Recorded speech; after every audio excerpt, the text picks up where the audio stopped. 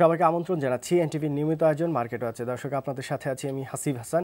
আজকে আমরা বাজেট নিয়ে আলোচনা করব, সাথে তো পুঁজিবাজার থাকছি। আমাদের সাথে আজকে উপস্থিত আছেন তাবিদ আউয়াল, ব্যবসায়ী নেতা।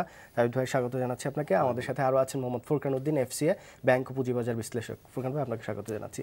তাবিদ ভাই, আপনাকে দিয়ে শুরু করতে চাই যে এবার বাজেটটি হলো অনেক সমালোচনা হচ্ছে। সবচেয়ে বেশি যে বিষয়টি আসছে সেটি ভ্যাট এবং আবগারি শুল্কের বিষয়টা। কিন্তু অন্যদিকে যদি আপনি দেখেন যে আপনার অনেক প্রতিষ্ঠান আছে, সেই প্রতিষ্ঠানে অনেক লোক কাজ করে, তাদের স্যালারি কি সেই পরিমাণে বেড়েছে? তাদের জীবনযাত্রার মান কি সেই পরিমাণে বেড়েছে যতটা অর্থমন্ত্রী বলছেন যে মানে ভ্যাট বসালেও মূল্যস্ফীতি হবে না, তারপরে যে পরিমাণে মানুষের আয় বেড়েছে সেই পরিমাণে এইটুকু দিতে পারবে? মানে সরকার থেকে বা অর্থ মন্ত্রণালয়, অর্থমন্ত্রী যেসব কথা বলছেন, আপনি তো ব্যবসায়ীদের নিয়ে কাজ করেন, ব্যবসায়িক লিডার, তো আপনার কি মনে হয় যে এই বিষয়টিকে আপনি কিভাবে দেখছেন এবং ওভারঅল বাজেটটাকে আপনি যদি সামারি করেন? ধন্যবাদ আপনাকে এবং দর্শক শ্রোতাদেরকে। যে প্রথমে তো মানে সব কিছু আমি ওভাবে নেগেটিভ বলতে চাচ্ছি না, আমি ধরে নেন একটা কনস্ট্রাকটিভ ক্রিটিসিজম। এখন দুটা ডাটা দিয়ে আমি শুরু করতে চাই। প্রথম ডাটা তো হলো যে গত বছর যখন বাজেটটা পাস করা হয় তখন কিন্তু বলা হয়েছিল যে আমাদের 40% বেশি গ্রোথ হবে, অ্যান্ড অ্যাকচুয়াল গ্রোথ কিন্তু হয়েছে মাত্র 27%, যদি এই ডাটাকে আমরা বিশ্বাস করি। আরেকটা ডাটা আমি শেয়ার করতে চাই প্রথমে, যে বাজেট বাস্তবায়ন, যেটা নিয়ে সবচেয়ে বড় আমাদের সমালোচনা এবং কথাবার্তা হয়। গতবারের বাজেট বাস্তবায়নই হয়েছে মাত্র 75%, সেটা কিন্তু বিগত 10 বছরের সবচেয়ে কম। তা আমি যদি এই দুই ডাটাকে যদি আমি মানে রিয়েল ডাটাকে আমি যদি অ্যাকচুয়াল রাখি, তাহলে এবার যে বাজেট যেটা পাস হতে যাচ্ছে, 4,20,000 কোটি টাকার বাজেট, এটাকে যদি আপনি ওই 27% গ্রোথে নিয়ে আসেন, 75% বাস্তবায়তে নিয়ে আসেন, তাহলে কিন্তু আপনি ওভারঅল কোনো গ্রোথই দেখছেন না। যেই কারণে বিগত কিছু বছর ধরে যেটা আপনি বললেন, কারো কিন্তু ওরকম কোনো স্যালারি ইনকাম বাড়ছে না, কারোরই কিন্তু ওরকম কোনো সেভিংস বাড়ছে না। অ্যান্ড সেভিংসও কিন্তু একটা আগামী অর্থনীতিকে চাঙ্গা রাখার জন্য বা আমাদের আগামী ভবিষ্যৎকে কর্মস্থান এনে আনার জন্য সেভিংটাও কিন্তু একটা বড় বিষয় একটা দেশের জন্য। তো আমরা একদিকে কোনো সেভিংস দেখছি না কোনো জায়গায়, উল্টা দিকে আমরা কোনো গ্রোথ দেখছি না। তো এই বাজেটটা যেটা বলতে যাচ্ছে, বাজেট বলা ভালো, উল্লেখ থাকা ভালো, অ্যাসপিরেশন থাকা ভালো, এটা আমরা কেউ এটার বিরোধী না। কিন্তু যদি বাস্তবায়নটা না করতে পারি, আর আরেকটা বাস্তবায়নের ব্যাপার দেখবেন আপনি, বাজেটে কিন্তু আয় ব্যয়ের ব্যাপার আছে। আয়ের ক্ষেত্রে কিন্তু মোটামুটি আমরা কেউ এত বেশি বিশ্লেষণ করি না। ব্যয়ের ব্যাপারে কিন্তু খরচ হয়ে যাচ্ছে। খরচ যেই বাজেট করেন, অনেক সময় রিভাইজ বাজেট করে কিন্তু খরচ বাড়ানো হয়ে যাচ্ছে। সেখানে আপনি যদি ঘাটতি বাজেট করেন, যেটা এবার আছে কিন্তু 5% উপরে কিন্তু ঘাটতি বাজেট, সেখানেও কিন্তু আপনি দেখতে হবে যে এই ঘাটতিটা পূরণ হচ্ছে কোন জায়গার থেকে। এই ডেফিসিট যদি আমি যুগের পর যুগ, দিনের পর দিন, মাসের পর মাস টানি, তাহলে কিন্তু কোনো বাজেটই আগামী বছরে বাস্তবায়ন করা সম্ভব হবে না। ফুরকান ভাই, যদি একইভাবে তাবিল ভাইয়ের সাথে একটু অ্যাড করি যে বাস্তবায়নটা নিয়ে যে সমস্যাটি সবাই বলছেন, আর সবাই কিন্তু এইবার প্রস্তাবিত বাজেটটাকে মানে মধ্যবিত্তর জন্য একটি মানে দুঃস্বপ্ন হিসাবে দেখছেন, যে মধ্যবিত্তরা প্রচণ্ড চাপে পড়বে, এবং সেটি সবাই স্বীকার করছেন, যদিও অর্থমন্ত্রী সেটি মানতে নারাজ। এবং অর্থমন্ত্রীর কথা অনুযায়ী যে এতে মধ্যবিত্ত বা সাধারণ মানুষের তেমন কোনো প্রভাবই ফেলবে না। তো আপনার কি মনে হয়? আসলে এই বাজেটটাকে যদি আমরা একটু ভালোভাবে খেয়াল করে দেখি, আপনি দেখেন স্বপ্ন বিলাস, স্বপ্ন দুটোই আমাদের দরকার আছে উপরে ওঠার জন্য, কিন্তু সেই স্বপ্নটা কতটা বাস্তব ভিত্তিক সেটাও কিন্তু আমাদের দেখার প্রয়োজন আছে। আমরা যদি লাস্ট 3 ইয়ার্সের বাজেটটাকে, বাস্তবায়নটাকে খেয়াল করি, যেটা তাবিদ ভাইও বলার চেষ্টা করলেন, সেটা কিন্তু ক্রোনোলজিক্যালি কমে এসছে। দ্যাট মিনস পার্সেন্টেজটা আস্তে আস্তে কমে আসছে, এবং যেটা লাস্ট ইয়ারে ছিল 75%। বাস্তবায়নের কথা আমরা বাদ যাই, যদি আপনার প্রশ্নের উত্তরটা আমি সরাসরিতে চলে যাই যে চাপটা পড়বে কিনা, সিম্পল কিছু জায়গা আমরা চিন্তা করি। সেটা হলো, দেখেন ইন্ডিভিজুয়াল পার্সনের যে ট্যাক্সের যে স্ল্যাবটা, সেটা কিন্তু আনচেঞ্জড, কিন্তু এটা ইনফ্লেশনের সাথে সাথে চেঞ্জ করার কথা, উচিত। কারণ আপনার একটা লোককে যখন আপনি 5.5% ইনফ্লেশন ধরে আপনি কিন্তু বাজেটটা নিজেই করলেন, এক্সপেক্টেড 5.5% ইনফ্লেশন ধরে আপনি বাজেটটা করলেন, তাহলে 5.5% তো অ্যাটলিস্ট দেওয়া উচিত। তাহলে সেই জায়গাটা যদি না দেন, তাহলে 5.5%-এর একটা চাপ আপনার উপরে পড়বেই, গ্যারান্টেড। তাহলে তারা পড়বে না চাপে, এই কথা আমরা কীভাবে বলি আমি জানি না। দ্বিতীয় রিজন যেটা আমরা যদি আবার একটু চিন্তা করে দেখি যে আমাদের যে ভিএটিটা ইম্পোজ করা হয়েছে সেই ভিএটিটা ইম্পোজ করার কারণে আমাদের যারা মিডল ক্লাস লোকজনের হয়তো হ্যাঁ আমাদের এসেনশিয়াল কমোডিটি যেগুলো আছে ধান চাল ভাত এইসব জায়গাগুলোকে ডাল তরকারি এগুলাতে হয়তো ইম্প্যাক্ট নাই, কিন্তু আপনি তো কিছু পড়তে হবে, কাপড় তো পরতে হবে, সেটা আপনি একটা দোকান থেকে কিনতে যান সেখানে ভ্যাট আছে। আপনি শুধু খাদ্যপণ্য এবং এসেনশিয়াল এই জায়গাগুলো ছাড়া যেগুলো না খেলে আপনি বাঁচতে পারবেন না এই জায়গাগুলো ছাড়া বাকি সবগুলো জায়গায় কিন্তু আপনাকে ভ্যাট বসিয়ে দেওয়া হয়েছে। তাইলে এই ভ্যাটটা এবং রেস্টুরেন্টে খাওয়ার কথা বলেন যে রেস্টুরেন্টে যে ডেফিনেশনটা দেওয়া হচ্ছে সেটা রাস্তার পাশের ডেফিনেশনগুলোকেই রেস্টুরেন্টগুলোকে বলা হচ্ছে। তো যারা মধ্যবিত্ত পরিবারের মানুষ তারা নিশ্চয়ই রাস্তার পাশে দাঁড়ায় খাবে না। তো এখন যে বাস্তব যেটা আপনি বললেন যে মধ্যবিত্ত যে জায়গাগুলো, তাহলে প্রত্যেকটা জায়গায় কিন্তু এই ভ্যাটের কিন্তু একটা ইম্প্যাক্ট আছে, কারণ ভ্যাটটা আলটিমেটলি দিবে কনজিউমার, নাম্বার 2। নাম্বার 3 হলো এই ভ্যাটটা আদায় করা এবং ভ্যাটের যে অ্যাসপাইরেশন আমাদের মধ্যে কাজ করছে সেটাকে বাস্তবে নিয়ে আসার জন্য যে রেডি হওয়া দরকার ছিল আমাদের, সেইভাবে আমরা রেডি না। কারণ লুঙ্গির কোচার মধ্যে টাকা রেখে এখনও সদরঘাটে ব্যবসা হয়।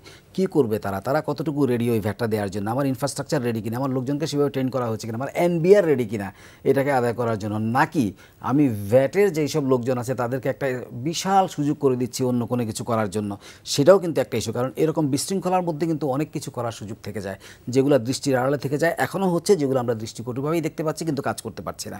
এই জায়গাগুলো কিন্তু আলটিমেটলি যে চাপটুকু আমাদেরকে বাড়াবে, ভ্যাটের কারণে বাড়বে, ট্যাক্সের কারণে বাড়বে। দ্বিতীয়ত আপনি জানেন যে ব্যাংকের ডিপোজিটের যে ইস্যুটা আসছে এইটাও একটা ডেঞ্জারাস ইস্যু হিসাবে আসছে। তৃতীয়ত আমরা খেয়াল করে দেখি, আমরা আশা করছিলাম যে আমাদের কর্পোরেট ট্যাক্স রেটটা কমবে, সেটাও কিন্তু সেখানেও কোনো ইম্প্যাক্ট কিন্তু আলটিমেটলি পড়ে নাই। এখন এই যতগুলো কথা আমি বললাম সব কমবে কমবে কমবে বললাম, সবগুলো কিন্তু কমার কথা বললাম, তাহলে বাড়বে কি দিয়ে, সরকার চলবে কি দিয়ে, সেই জায়গাগুলো যদি আমরা বলতে চাই সেগুলোও কিন্তু আমরা অনেকবার বলার চেষ্টা করেছি। যেমন আমি প্রচুরবার কিন্তু আমি এখানে বলার চেষ্টা করেছি যে আপনারা স্ট্র্যাটেজিক্যাল ডিসিশন নিতে হবে। মানে একটা রিসার্চ বেইজ অর্গানাইজেশন, একটা রাজস্ব কমিশন যদি থাকতো এবং সেখানে যদি আপনার স্ট্র্যাটেজিক্যাল সিদ্ধান্ত নেওয়ার মতো রিসার্চ উইং থাকতো, সেখানে যদি প্রাইভেট সেক্টরকে ইনভলভ করে ওই রিসার্চ উইংটাকে কাজে লাগানো যেত, তাহলেই কিন্তু একমাত্র এটা সম্ভব ছিল। আমরা আপনাকে একটা এক্সাম্পল চিন্তা করে দেখেন, বাজেটের এখন যে খাতওয়ারি যেসব জায়গাগুলো আছে, আমরা যদি শিক্ষা খাতের কথা চিন্তা করে দেখি, আপনি দেখেন শিক্ষা খাতে আমার যে পরিমাণ বাজেটের যে বরাদ্দ সেটা আমার দেশের জন্য এনাফ না। কেন এনাফ না? কারণ আমার এখানে শিক্ষা খাতে যে পরিমাণ বাজেটটাকে বৃদ্ধি করা হয়েছে সেটা বেশি চলে যাবে কিন্তু এমপিওভুক্ত জায়গাগুলোতে। এখন তার মানে কি, সেখানে চলে যাবে স্যালারিতে। তাহলে শিক্ষা উপকরণে আমি কোথায় আছি? শিক্ষা উপকরণে যে জায়গাগুলোতে আছে সেগুলোতে আমার আপনার থেকে যাচ্ছে খাতা কাগজ কলম, এগুলো মেয়েদেরকে কিছুটা দেওয়া হচ্ছে, তাদেরকে 7-8 পর্যন্ত তাদেরকে দেওয়া হচ্ছে। বাট ওভারঅল শিক্ষা ব্যবস্থাকে সাপোর্ট দেওয়ার জন্য শিক্ষা উপকরণে যে সাপোর্টটা দেওয়ার কথা ছিল সেটাও কিন্তু সেভাবে হয় নাই। কারণ আপনি দেখেন, মানব সম্পদ যতক্ষণ পর্যন্ত আপনি উন্নয়ন করতে না পারবেন, আজকে বাজেট বাস্তবায়ন নিয়ে যে কথাটা আমরা বলার চেষ্টা করতেছি সেটা কেন করতেছি? বিকজ অফ মানব সম্পদ। কারণ মানব সম্পদ যদি শক্ত না হয় তাহলে বাজেট বাস্তবায়ন করা সম্ভব না। এই মানব সম্পদ বাস্তবায়নের একটা উল্লেখযোগ্য এক্সাম্পল হলে আপনি খেয়াল করে দেখেন, বিলিয়নস অফ ডলার কিন্তু আমার দেশ থেকে প্রতি বছর রেমিট হয়ে যাচ্ছে বিদেশে এই মানব সম্পদের মধ্য দিয়ে। বাইরে থেকে এসে লোকজন এখানে আমার টেকনিশিয়ান কাজ করছে। আপনি আজকে বড় অ্যাসপাইরেশন আপনি দেখতে পাচ্ছেন, আপনি বড় একটা বিদ্যুৎ প্ল্যান্ট করবেন, আপনার টেকনিশিয়ান কোথায়? কাকে দিয়ে আপনি চালাবেন? কাকে আপনি রেডি করছেন ওই বিদ্যুৎ কেন্দ্র চালানোর জন্য? তার মানে কি আপনি বিদেশ থেকে লোক নিয়ে আসছেন, তারা কিন্তু আপনার টাকাটা এখান থেকে ড্রেন আউট করে নিয়ে যাচ্ছে। এইভাবে আমরা যদি খাতওয়ারিজ বিশ্লেষণ করে থাকি, যেমন আপনাকে আমি আরও একটা এক্সাম্পল দিয়ে থাকি, যদি আপনার জিডিপি কন্ট্রিবিউশনের কথা আজকে আমরা বলছি, যদি জিডিপি কন্ট্রিবিউশন আমাদের যেটা আছে তাহলে এটা কোন খাত থেকে কন্ট্রিবিউশনটা হচ্ছে আমরা যদি পরিষ্কার করে দেখতে পাই, আজ পর্যন্ত জিডিপি কন্ট্রিবিউশনের যে খাতগুলোকে আমরা দেখতে পারি, যদি এখন আপনার প্রাইভেট সেক্টর থেকে জিডিপি কন্ট্রিবিউশন এখন কিন্তু খুব একটা বেশি কিছু নাই, বেশিরভাগই হয়ে যাচ্ছে গভর্নমেন্টের জায়গা থেকে। এবং ভ্যাটের কথা যদি আমরা চিন্তা করি, সেখানে ভ্যাটে কিন্তু গভর্নমেন্ট সেক্টর থেকে এখন পর্যন্ত সবচেয়ে বেশি। তাহলে প্রাইভেট সেক্টরের জন্য আমি কি করছি? একটা এক্সাম্পল হিসেবে আপনাকে যদি আমি বলি, আমার পার্শ্ববর্তী দেশ ইন্ডিয়া, যদি 100 টাকা আপনার জিডিপি গ্রোথ হয় তাহলে হিসাব অনুযায়ী স্ট্যাটিস্টিক্স অনুযায়ী 60 জন লোকের চাকরি হওয়ার কথা, সেখানে আমার বাংলাদেশে হয় 100 টাকা জিডিপিতে 20 জন। তাহলে আমার যে আনএমপ্লয়মেন্ট রেট যেটা বাড়ছে সেটাকে, এই আনএমপ্লয়মেন্ট রেটটাকে চেক করার জন্য তাহলে আমি কি করছি? এই যে পরিষ্কার দিক নির্দেশনাগুলো যেগুলো থাকার কথা ছিল আমার বাজেটে সেগুলো কিন্তু নাই। তাবিদ ভাই, আপনারা যারা ব্যবসায়ী আপনারা কিন্তু কেউই এটিকে ইতিবাচকভাবে নেয়নি। আপনি এফবিসিসিআই থেকে শুরু Dhaka chamber, metropolitan chamber, BGMEA, BKMEA সবাই বলছেন যে তাদের প্রত্যাশা কোনোটাই পূরণ হয়নি। এবং আপনারা আরেকটি জিনিস বলেছেন, সেটি হচ্ছে যে আপনাদের সাথে যে আলোচনাগুলো হয় সেগুলো কোনোটাই রাখা হয় না। তো আপনারা আসলে এখন কি বলছেন? আপনারা এরপরে এখনো বাজেট পাস হয়নি, আপনারা কি দেন দরবার করছেন কি না? অবশ্যই করছি। বাট যেটা আপনি জানেন যে অনেক ব্যবসায়ী মহল থেকে এক কথা বারে বারে আসে যে ওনারা হতাশ, যে বিগত দিনগুলোতে অনেক বিশ্লেষণ করে কিন্তু সরকারের সাথে এনবিআর এর সাথে কথা হয়েছে যে ইভেন ভ্যাট অ্যাক্ট যেটা হয়েছে অনেক ব্যবসায়ী মহল কিন্তু ভ্যাট আইনের বিরুদ্ধে না, ওরা কিন্তু ভ্যাট আইনের পক্ষে, কিন্তু ভ্যাট রুলস যেটা বাস্তবায়ন যেটা যেমন হবে রেট কি সেটা নিয়ে আমাদের কিন্তু দ্বন্দ্ববার চলছে। এখন আপনি যদি পরীক্ষাভাবে দেখেন যে ব্যবসায়ী মহল বা যারা ব্যবসা করে বা যারা আয় করে, খালি ব্যবসায়ীরা না, তারা কেন ইয়ে পাবে না, তারা নারাজ হবে না? কারণ জাস্ট কিছু বছর আগেই আমাদের রেজিস্টার্ড ট্যাক্স ফাইলিং ছিল 8 লাখ মানুষের, 16 কোটি মানুষের দেশ। এখন এটা বেড়ে বেড়ে এমবিআর বলতেছে 15 লাখে নিয়ে আসছে। এখন আপনি রাজস্ব আয় বাড়াচ্ছেন, আপনি ভ্যাট বাড়াচ্ছেন, আপনার ভ্যাটের হলো মাত্র 40,000 ভ্যাট পেয়ার, রেজিস্টার্ড কিন্তু 8 লাখ। তো এই বৈষম্যতাগুলো যতক্ষণ না আমরা রিসার্চের মাধ্যমে পূরণ করব, আপনি ট্যাক্স পেয়ার খুঁজে পাবেন কই, আপনি ভ্যাট পেয়ার খুঁজে পাবেন কই? মানে বিষয়টা এরকম হয়েছে, আওতা না বাড়িয়ে যারা দিচ্ছে তাদের উপরে চাপ দিতে দিতে দিতে এমন জায়গায় নিয়ে গেছে, এখন আপনি বিজিএমএ বলেন, বিকেএমএ বলেন, দোকান মালিক সমিতি বলেন, মোটামুটি যত অ্যাসোসিয়েশন আছে সব এখন এক হয়ে গেছে, কারণ সবাই এক মুক্তভোগী হচ্ছে। একটা কোনো শ্রেণী ব্যবসায়ী মহল বলতে পারবে না যে এই বাজেট আওতায় ওরা কোনো লাভবান বা কোনো লাভজনক জায়গা দেখছে। এটা যদি না হয়, একদিকে তো আপনি বলতেছেন যে ব্যবসায়ী মহলের উপরে চাপা দিচ্ছেন, কর দিয়ে হোক বা অন্যভাবে অন্য কর দিয়ে হোক, বা তাহলে আপনি যদি এই কর্মসংস্থান না বাড়ান, যেটা আমার সদ্য বড় ভাই মাত্র বললেন, তো ব্যবসায়ীরা যদি ব্যবসা না করে, উদ্যোক্তাকারীরা যদি উদ্যোগ না নেয় ব্যবসা বাড়ানোর জন্য, তো কর্মসংস্থান বাড়বে কেমনি? কর্মসংস্থান তো বাংলাদেশে এমনি বাড়ছে না। আর আপনি দেখবেন আপনি আবার শিক্ষার হার কিন্তু পাশ করাই দিচ্ছেন, এটা মেরিটে হোক বা ডিসমেরিটে হোক সেই বিশ্লেষণে আমি গেলাম না, কিন্তু কর্মসংস্থান যেখানে সবচেয়ে কম সেটা হলো যাদের ডিগ্রিওয়ালা বা ডিগ্রির উপরে যারা ডিগ্রি নিয়ে এসেছে বা কোয়ালিফিকেশন নিয়ে এসেছে, তাদের কিন্তু কর্মসংস্থান আরও কম। তো বিগত দিনগুলোতে আপনি যদি মেরিটফুল বা ব্রেইনফুল লোকদেরকে কর্মসংস্থানের ভিতরে না আনেন বাংলাদেশে, তাহলে আপনি কতদিন আর এই লেবার সেক্টর থেকে দেশে হোক বা বিদেশে লেবার সেক্টর থেকে আপনি নির্ভরশীল থাকবেন? কিন্তু একটি বিষয় অন্যদিকে যদি একটু দেখান, যে আপনারা যারা বড় বড় শিল্প গোষ্ঠীর মালিক আছেন যারা, আপনাদের কিন্তু দেখছি যে প্রতি বছরই বা কয়েক মাস পর পরই নতুন নতুন বিজনেসে আপনারা ইনভলভ হচ্ছেন। এই যারা, তার মানে বিষয়টা এরকম, যারা কর দিচ্ছে তাদের বাড়তি আরও দিতে হবে, আবার যারা ব্যবসা করছে তারাই শুধু করছে, নতুন নতুন উদ্যোক্তা তৈরি হচ্ছে না। এটি কেন?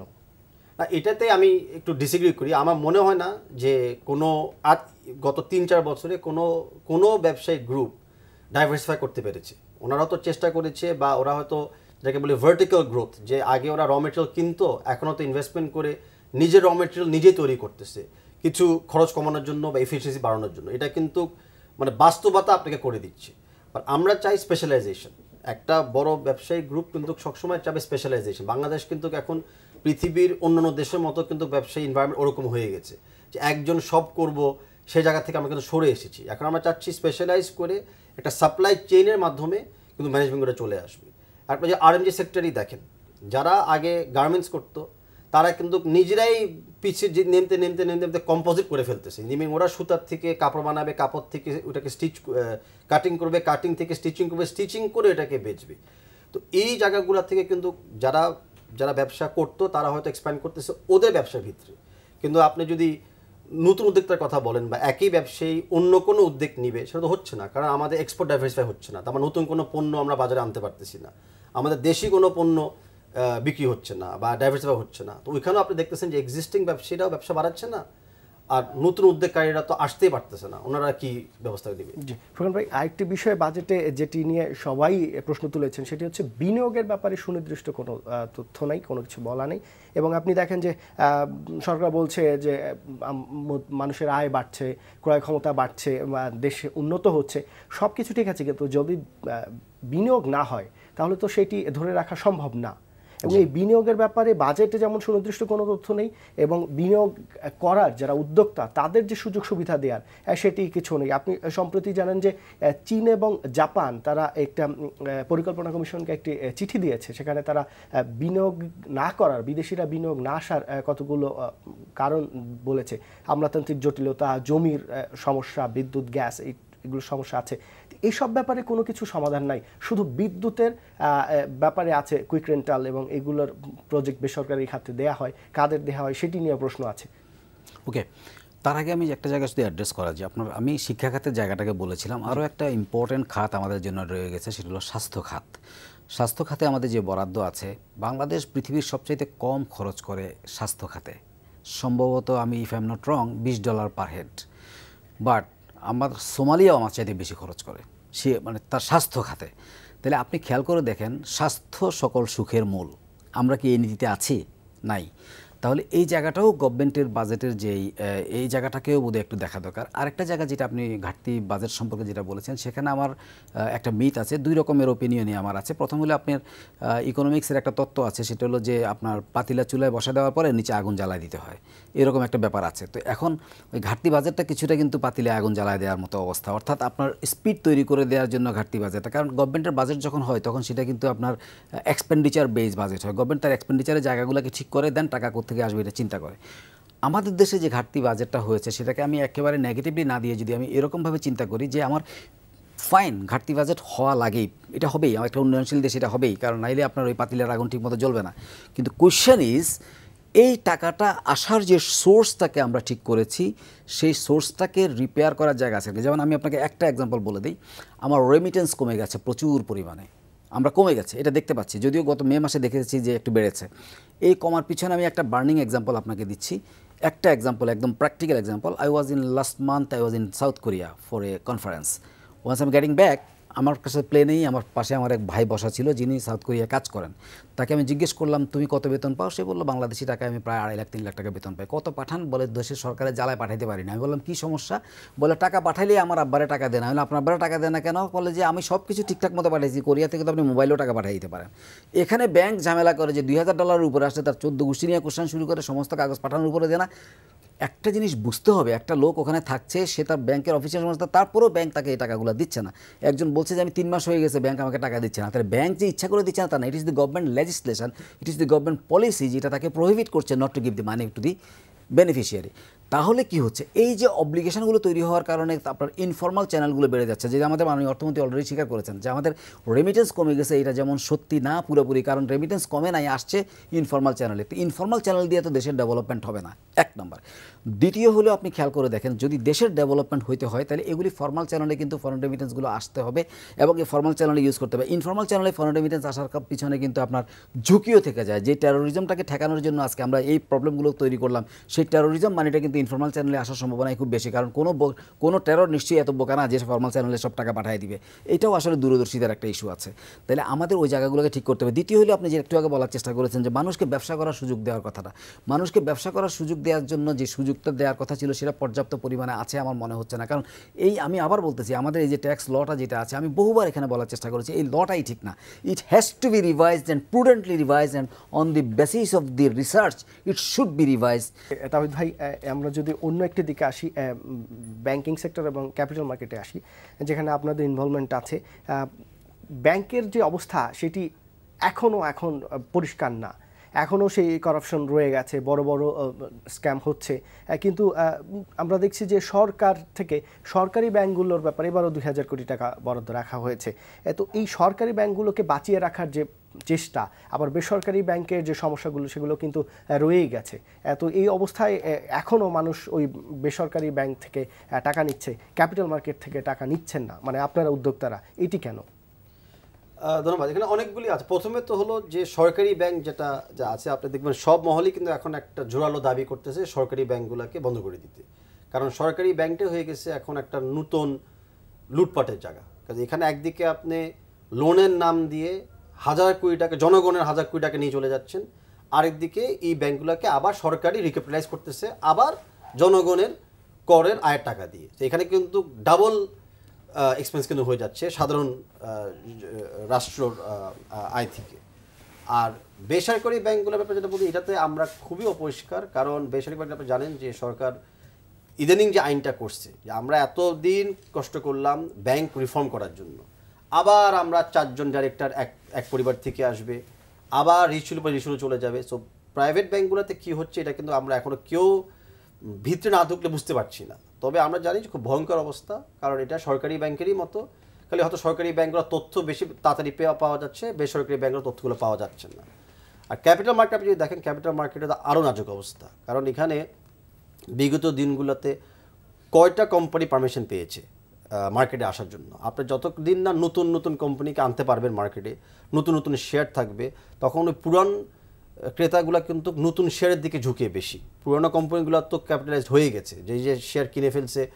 খুব কম মানুষ কিন্তু বাংলাদেশে ডেইলি ট্রেডিং করে। ওই দিন আর নাই যে হুজুকের দাম বেড়ে যায়, হুজুকের দাম পড়ে যায়।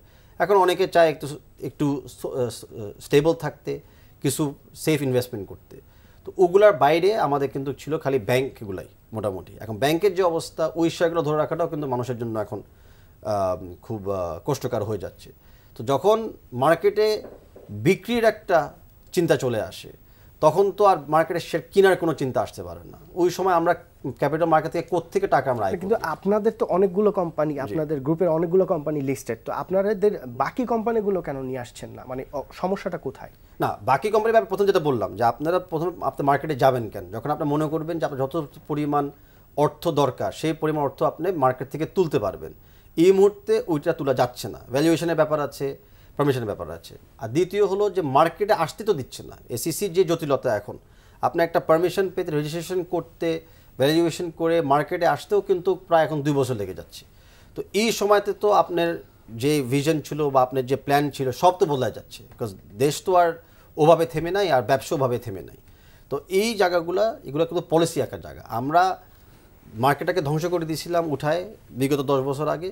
এখন আমরা ওই ভয়ে এমন অবস্থা করছি, এত কনজারভেটিভ হয়ে গেছি যে আমরা কিছুই ছাড়তে রাজি না। ফুরকান ভাই, তাবিদ ভাই এই কথাটার সাথে যদি আপনি এটা আমি ওনার সাথে একটা জায়গায় শুধু একমত রাখবো, সেটা হলো যে দেখেন, মার্কেটে আসার জন্য এখন আমাদের একটা আইপিও জমা দেওয়ার পরে যে পরিমাণে টাইম কনজিউম হয়, সেই পরিমাণ টাইমে যে আপনার যে পলিসি বা বিজনেস একটা সাইকেল থাকে ম্যাক্সিমাম 5 ইয়ার্স। তার মধ্যে আমার চিন্তা করার পর থেকে যদি 2 বছর চলে যায়, তাহলে কিন্তু আমার জন্য বিজনেসের অলরেডি 2 বছর শেষ হয়ে গেল অপরচুনিটি। এর মধ্যে আমার কম্পিটিটর কিন্তু বসে নাই। এটা একটা বিশাল ইস্যু ডেফিনেটলি। বাট ওইটার সাথে সাথে আপনার তাকে মার্কেটে আসার জন্য যে প্রণোদনাগুলো সে আসবে কেন? হোয়াই লেটস সে ওনার একটা কোম্পানি নিয়ে আসবে কেন? উনি যদি ব্যাংক থেকে নিয়ে ওইটা ব্যবসাটা করে, উনি বাই 9% এখন সিঙ্গেল ডিজিটে লোন পাওয়া যায়, এখন কিন্তু সিঙ্গেল ডিজিটে লোন পাওয়া যায়, তাহলে উনি কোন দুঃখে আপনাকে 15% ডিভিডেন্ড দিয়ে ওনার ইকুইটি কস্টটা, ওনার বিজনেসের কস্টটাকে বাড়াবে? কোনো দরকার তো নাই। তাহলে সেই জায়গাটাকে মিনিমাইজ করার জন্যই কিন্তু আমরা বলছিলাম যে আপনার লিস্টেড কোম্পানিগুলোর ট্যাক্সের পরিমাণটা অ্যাটলিস্ট 20% নিয়ে আসা হোক, যাতে করে মানুষ প্রণোদিত হয় যে না ঠিক আছে আমার কোম্পানিটাকে নিয়ে আসে। কারণ আপনি তো খুঁজবেন যে জায়গাগুলোতে যেখানে হিট করা যায়, তো ওই জায়গাটাতে যদি আপনি প্রণোদনা না দিয়ে থাকেন তাইলে কিন্তু আপনার মার্কেটে আসবে না।